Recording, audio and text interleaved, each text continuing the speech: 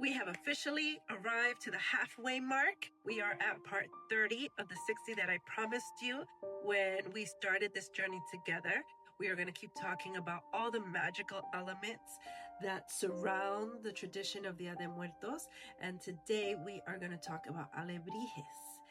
I still remember the first time that I saw one in Los Angeles. It must have been 2 decades ago easily. And I was very confused. I was like, what is it? Like, there's pieces of wings and horns, and I was just very confused. And so I learned what it was, and I was fascinated, and it was a very emotional experience to actually get to see them being made when in one of our visits to Oaxaca last year. And I am a sucker for a good origin story.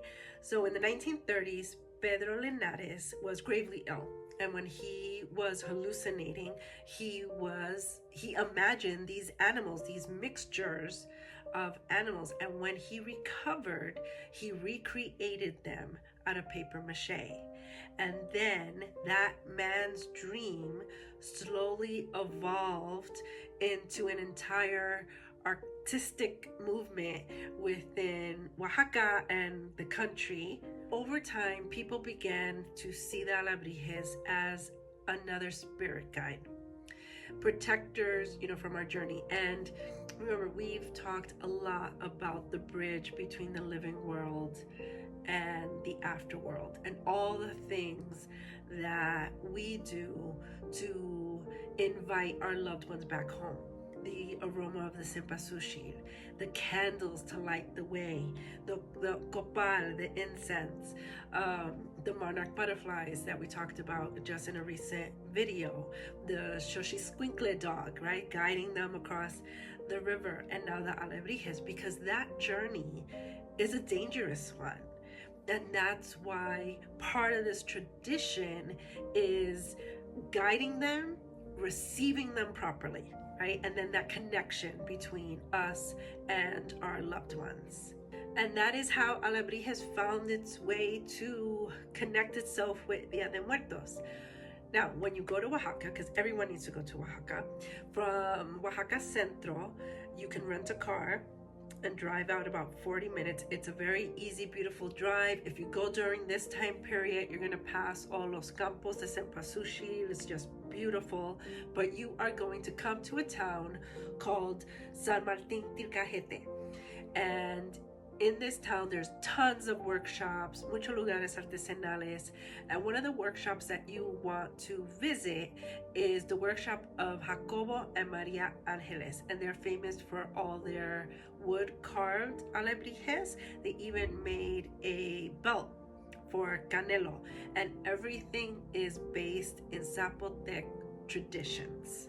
These alebrijes, they are made of a particular wood, the copal wood. And if you recall, if you've been watching since the beginning, in part 6, we talked about the wood that copal is made out of the resin that comes out of the wood, and then it goes through this whole process. So if you haven't seen that video, scroll down and search for it. So that's the wood, and the designs all are filled with Zapotec symbols. Many of them are even inspired by Mitla and Monte Alban, which are 2 zonas arqueológicos that I also recommend that you go to that are in Oaxaca.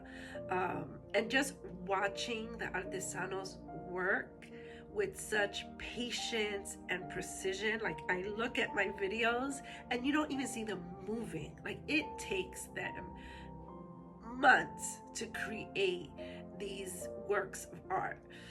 Now, while I was there, I learned that in the Zapotec culture, it's kind of like horoscopes, which I don't believe in, but your birth determines your alebrije. So for example, the day and the month assigns you your protective animal, the animal that protects you, and your year assigns you your spiritual guide. So I am a fish and a monkey. My husband is a turtle and a dog, and my son is a rabbit and a dog. And so this explains why the alebrije is a mixture of 2 animals. Although I believe they also mentioned that it could be 3 animals, and I don't remember the explanation for why the third animal, but definitely the 2 I understood. Um, Alebrijes have become so popular that in Mexico City, and this is why I wanted to get this video in sooner rather than later, they are going to have the desfile of the Alebrijes on October 18th in Ciudad de Mexico. And then for 2 weeks after that, the sculptures will be on display in el Paseo de la Reforma. So if you are in Ciudad de Mexico, or if you are a bus right away and can take advantage of going to go check that out, that's pretty cool. And comment below with pictures, because I would love to see them. And I'm just gonna get on my little soapbox one more time. The art in Mexico is not the heart, but the food, the people, but the art. The art is important, and it's important to keep those traditions alive. So please take a break from the beaches, the clubs, the pirate ships, and visit the local towns, visit the local artesanos, spend time there, spend money there. Yes, some of these items are expensive, but once you see all the labor that is required, you will have a new appreciation for them. So that's always my encouragement, is to support and to keep those, to help them keep those traditions alive. So now when you see an alebrije, you won't be confused like I was when I first saw it. Thank you for watching this. Like it, comment with pictures if you have them, and forward it to a friend who also wants to learn more about Dia de Muertos, and save it for your next trip to Oaxaca. We are taking you to Atlixco, Puebla for Dia de Muertos Part 31. This Pueblo Mágico does not get enough credit. It is known as the Ciudad de Flores. It produces 74% of Mexico's cempasúchil and over 2 million poinsettias. We've been there for the holidays, and it is spectacular. The main attraction is the Valle de Catrinas. There's about 14 giant figures up to 26 feet tall. Now, they are all over the town, so to access them all is going to take you about 3 or 4 hours, but there's things to do in between each one. Now, this year, they started a new immersive event called Catrinia, and it's at the convention center, which also has something for Christmas. But for this month, on the weekends through November 2nd, they are doing shows there, and it's a mix of parade and shows. The streets in Atlixco, they are nonstop celebration. On October 28th, there is a floral carpet that appears in front of the Palacio Municipal. And on November 2nd is the desfile de Calaveras, which takes over the streets. There is one main cemetery where families gather that you can go and view. I think Atlixco is a good option for families with little ones because it's not as chaotic as like Oaxaca or Guanajuato, and Puebla is rich in history, y gastronomía, and museums. And if you want more ideas on what to do in Puebla, follow me, send me a message. Happy to help. This video will be very different than the others because for part 32, I wanted to talk about books I recommend for kids for Dia de Muertos. You'll note that I purposely left out books that use Dia de los Muertos because I think it's important to start training our ear and our tongue to say it properly, which is Dia de Muertos, and not from the English translation. So this first book, Papel Picado, is actually a lift, the flap book. So it's perfect for little hands and that interaction. The Números book is nice because for this age, they are counting in both languages as they are adding things to the altar. Although I think this book can go a little older too. The Catrina book is also a board book for younger kids. And although this one doesn't really focus on Dia de Muertos as a whole, it describes emotions, the different emotions. And I think it's a nice way to humanize the Catrina, to introduce kind of the skeleton and how it's not scary. Mi Ofrenda is also a board book for the younger kids, and it uses a search and find theme to build the altar, and it's also bilingual. Abuelita's Gift is one of my favorites. It says to 8 years old, but it can definitely go older, and it goes over all the altar elements. But I also think it's good for kids who have lost a grandparent. Mi Familia Calaca is fully bilingual. It does the paragraph in both languages, and it touches on artesanos, which, as you know, if you've watched my videos, is a big deal for me. It's an important topic. The book, Our Day of the Dead Celebrations, I think is also appropriate for older kids. It's also a favorite of mine, and it shows how to talk about family members in the past tense. Calavera Abecedario, I think, is a very creative take. It goes alphabetical to describe something from Día de Muertos. Funny Bones is written by Duncan, who also did the Números book. He's from Ciudad de Mexico, and this is also one of my favorites because it talks about Jose Guadalupe Posada, who we talked about in part 24. So again, that tie-in. Uncle Monarch ties to what we talked about in part 28, and it's about a relationship with her uncle, and then the following year he is no longer there when the monarchs arrive.